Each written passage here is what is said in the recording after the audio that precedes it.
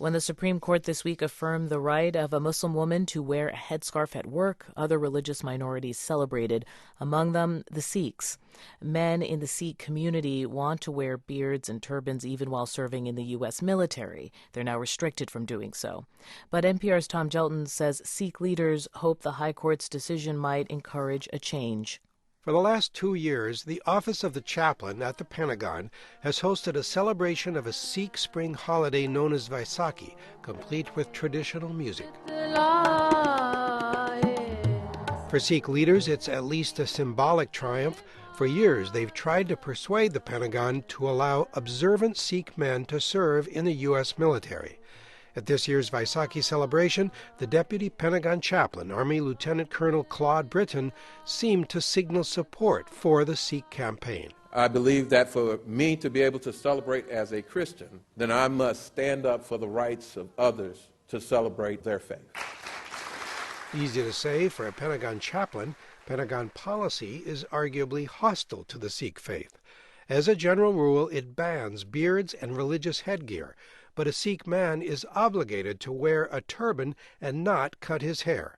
At the Vaisakhi event, Army Captain Tejdeep Ratan, one of just 3 observant Sikh men in the military, told how he got his turban during an initiation ceremony to the accompaniment of a Sikh hymn known as a Shabad. I distinctly recall Shabad recitation when I entered manhood at the age of 10, and my uncle tied a turban on my head. Tejdeep and the other 2 Sikhs in the military had to get special permission to wear a turban and a beard, but these case-by-case exceptions are rare. Tejdeep is a dentist, and he joined at a time when the Army needed dentists. The other 2 Sikhs also serve in non-combat positions. One is a medic, one is an engineer.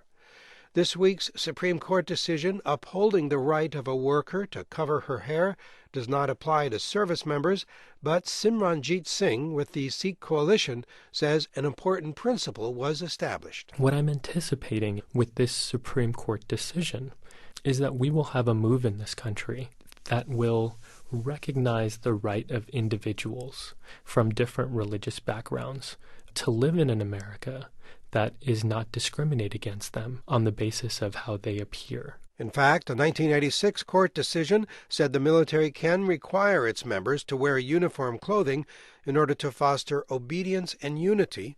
But legal experts also say the military has shown on many occasions that it is influenced by public opinion.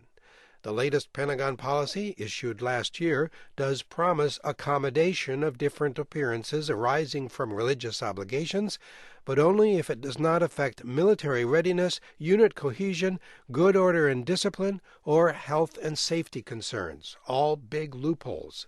Some commanders, for example, say gas masks don't work on individuals who wear beards.